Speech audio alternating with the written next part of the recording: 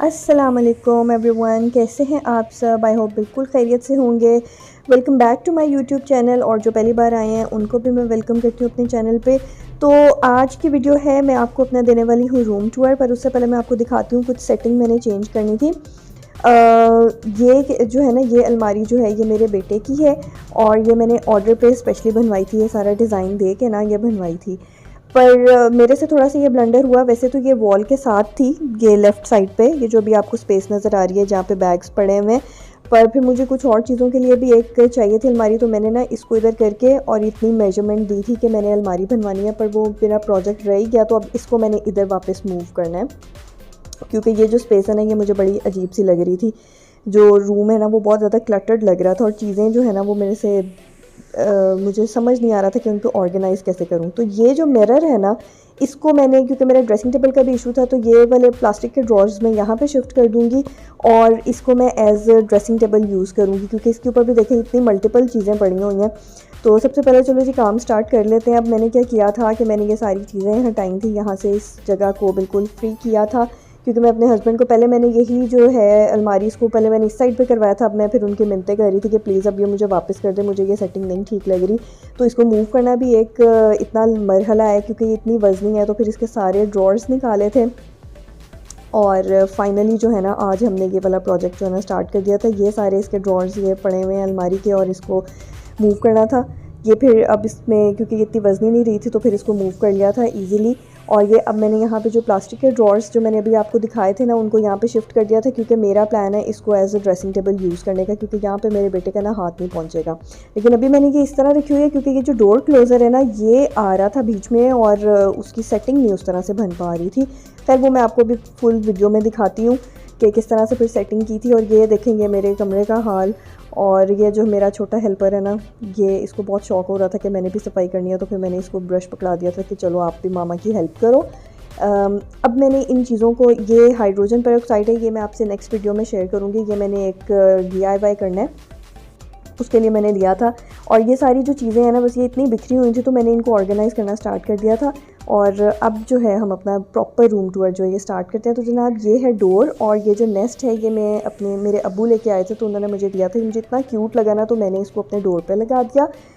और अब हम अंदर चलते हैं, तो मैं आपको दिखाती हूँ। ये है ओवरव्यू, और इसके बाद मैं आपको डिटेल में भी दिखाती हूँ कि किस तरह से है रूम। इसको मैंने सेट किया था, सिंपल सा मेरा रूम है, पर मैंने सोचा कि चलो मैं आपसे शेयर करती हूँ। तो जनाब ये हम डोर अब यहाँ पे बंद कर देते हैं।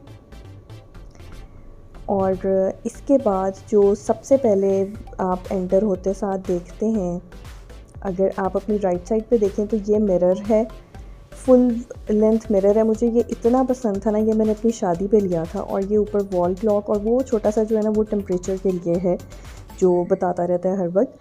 तो अब ये इस तरह से फाइनली हमने सेटिंग की थी। मैंने डोर क्लोज़र को रिमूव कर दिया था, तो ये दोनों जो हैं ये कैबिनेट्स आ गई थी। तो एक वॉल जो है ना वो पूरी जो है अलमारियों वाली हो गई थी। और इस तरह से मैंने ये ड्रेसिंग टेबल सेट किया है। इसके ऊपर ये जो छोटे से ड्रॉर्स आपको नज़र आ रहे हैं, ये इतने काम आए हैं ना मेरे। इसमें सारा मेरा मेकअप जो डेली रूटीन की जो मुझे चीज़ें चाहिए होती हैं ना, वो सारी मैंने इसमें रख दी हैं। बाकी तो सारा मैंने अलमारी में रखा हुआ है, क्योंकि मेकअप बहुत ज़्यादा है। पर जो मुझे रूटीन में चाहिए होता है ना जल्दी से तैयार होने के लिए, वो सब कुछ मैंने यहाँ पे रख लिया था। और मैं इतनी रिलैक्स और इतना वो मुझे कन्वीनियंट लग रहा है ना सारा कुछ अब, तो मज़ा आ रहा है अब इस तरह से सेटिंग से ना। और ये पूरी वॉल जो है ना इस पर ये ऊपर तक जो है ना अलमारियाँ हैं, तो मैंने इसीलिए इधर बाकी दोनों भी जो है ना वो इसके साथ ही रख दी थी, ताकि चलो एक वॉल जो है ना वो इसको कंसिडर कर लें कि इसमें सारी इस तरह की चीज़ें। और ये मेरा ट्राइपॉड पड़ा हुआ है। उसके बाद ये बेड है, सिंपल सा मेरा बेड सेट है। मुझे वैसे कुशन्स रखने का बहुत ही शौक़ है, लेकिन क्योंकि अभी मेरा बेटा छोटा है वो फेंक देता है, तो फिर अभी इसलिए मैं बस पिलोज़ पे ही कर रही हूँ। अच्छा, ये ड्रेसिंग टेबल है जिसको अब हम as a study table use करते हैं, क्योंकि इस पर मेरी भी बुक्स पढ़ी है, मेरे हस्बैंड की भी पढ़ी है। और ये जो आपको ऊपर ये मार्क्स नज़र आ रहे हैं ना, ये जब वो छोटा था क्रॉल करता था तो मैंने इसके ऊपर लॉक्स लगाए थे जो साइड टेबल पे आपको नज़र आ रहे हैं। लेकिन ये ड्रेसिंग टेबल वालों की क्वालिटी बहुत ही बुरी थी और वो फ़ौरन ही उतर गए थे। ये वाले मैंने मिनीसो से लिए थे साइड टेबल वाले, ये अभी तक चल रहे हैं, बहुत ही अच्छे रहे हैं। लेकिन मुझे मिनीसो से दोबारा मिले नहीं, मैंने ऑनलाइन ऑर्डर किए थे पर वो बहुत ही बुरे थे।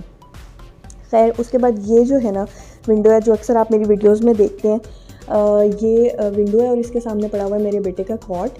और आप लोग बताइएगा आप लोग करते हैं कॉट यूज़, क्योंकि मैं तो शुरू से ना उसको मैंने कॉट की आदत डाली हुई है, मैं उसको कॉट में सुलाती हूँ। अपनी अपनी प्रेफरेंस होती है, मुझे ज़्यादा कंफर्टेबल और कन्वीनियंट ऐसे ही लगता है कि बच्चा जो है ना वो कॉट में सोए। तो रात को ये जो कॉट है ना इसको मैं बेड के साथ कर लेती हूँ, सुबह के टाइम जो है अभी फ़िलहाल यही रूम में मुझे लोकेशन समझ आती है तो मैंने यहाँ पे किया हुआ है।